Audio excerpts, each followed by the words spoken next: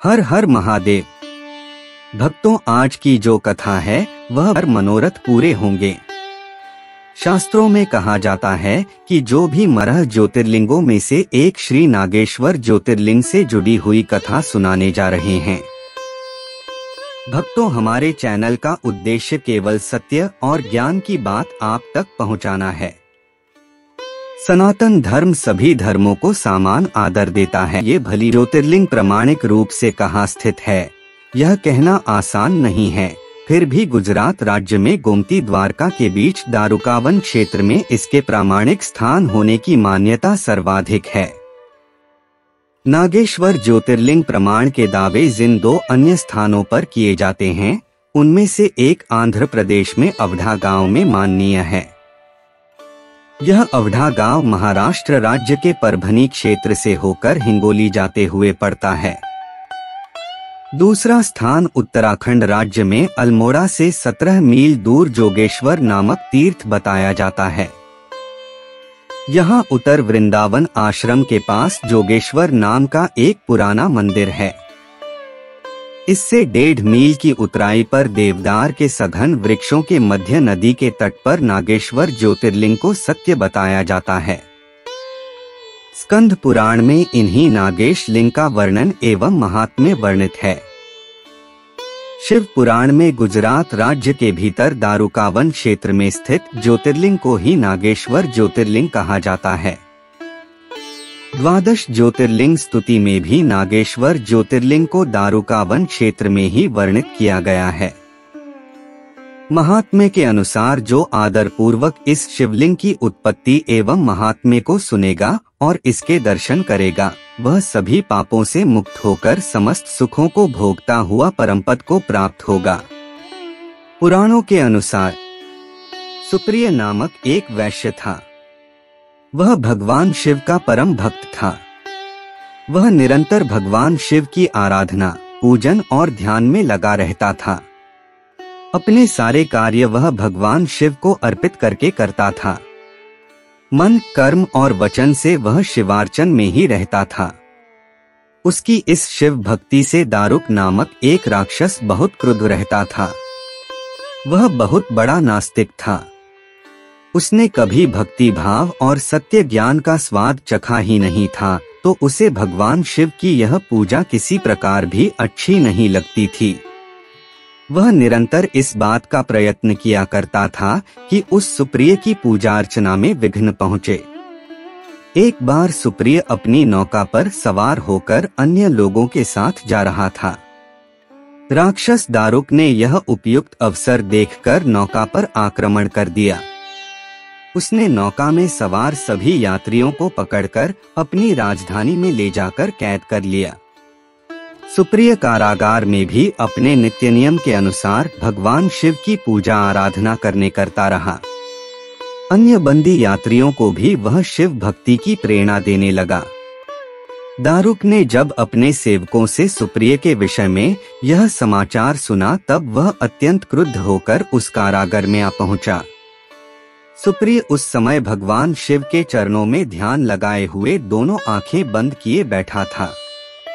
उस राक्षस ने उसकी यह मुद्रा देखकर अत्यंत भीषण स्वर में उसे डांटते हुए कहा, अरे दुष्ट वैश्य, तू आंखें बंद कर इस समय यहाँ कौन से उपद्रव और षड्यंत्र करने की बातें सोच रहा है। उसके यह कहने पर भी धर्मात्मा शिव भक्त सुप्रिय की समाधि भंग नहीं हुई। अब तो वह दारुक राक्षस क्रोध से एकदम पागल हो उठा।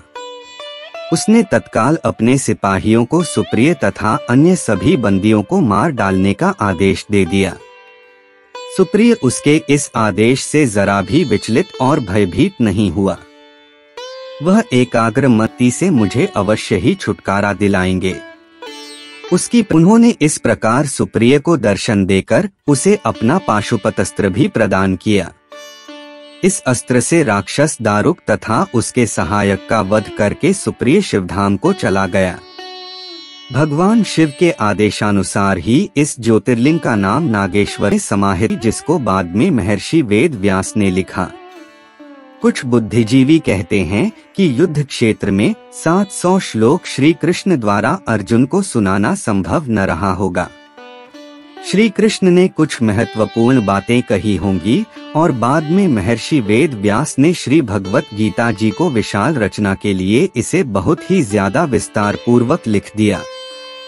तो द्वापर युग के पांडव काल में जब जुए के खेल में कौरवों द्वारा 5 पांडवों को पराजित किया गया था, तो खेल की शर्तों के अनुसार पांडवों को 12 वर्ष के वनवास और 1 वर्ष के अज्ञातवास की सजा सुनाई गई थी। इस बीच पांडवों ने पूरे भारत में भ्रमण किया। घूमते घूमते वे इस दारुकवन में आ गए और इस स्थान पर उनके साथ एक गाय भी थी। वह गाय प्रतिदिन सरोवर में उतरकर दूध देती थी। एक बार भीम ने यह देखा और अगले दिन वह गाय का पीछा करते हुए सरोवर में उतर गया और उसने भगवान महादेव को देखा तो उसने देखा कि गाय हर दिन शिवलिंग को दूध चढ़ा रही है। तब 5 पांडवों ने उस सरोवर को नष्ट करने का निश्चय किया और भीम ने अपनी गदा से उस सरोवर के चारों ओर प्रहार किया और पानी पीछे हटा और उसमें से शिवलिंग का दर्शन हुआ। सभी ने महादेव के इस शिवलिंग दर्शन किए। पांडवों ने जब श्री कृष्ण से इस शिवलिंग के बारे में बताया तो श्री कृष्ण ने कहा, यह शिवलिंग कोई साधारण नहीं है, यह नागेश्वर ज्योतिर्लिंग है। तब 5 पांडवों ने उस स्थान अखंड पत्थर का मंदिर बनवाया। भक्तों, आपको बता दें कि भगवान भोलेनाथ जी के इस धरती पर कुल 12 ज्योतिर्लिंग हैं, जिनमें से आज हमने भगवान भोलेनाथ जी के एक ज्योतिर्लिंग नागेश्वर ज्योतिर्लिंग की कथा सुनी। ऐसे ही बाकी ज्योतिर्लिंगों के पक्ष में भी बहुत ही सुंदर और रोचक कथाएं हैं, जिनका लिंक वीडियो के डिस्क्रिप्शन बॉक्स में आपको मिल जाएगा। साथ ही हमने भगवान शिव के सभी ज्योतिर्लिंगों की एक प्लेलिस्ट बना दी है, जिससे आप भगवान भोलेनाथ जी के सभी 12 ज्योतिर्लिंगों की कथाएं बिना किसी मुश्किल से एक ही समय में सुन पाएंगे। आप हमारे चैनल की प्लेलिस्ट में जाकर सभी वीडियोस की जानकारी ले सकते हैं।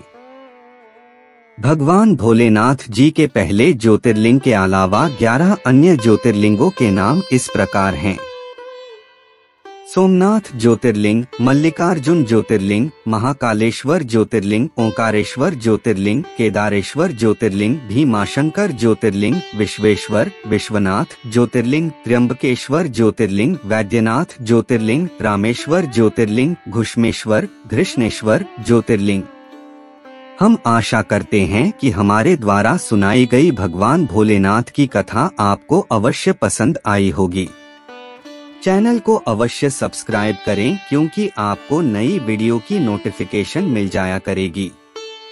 वीडियो को लाइक जरूर करें। कमेंट बॉक्स में हर हर महादेव लिखना न भूलें। सावन के इस पावन माह में आपको हर तरह की खुशियां मिलें। धन्यवाद।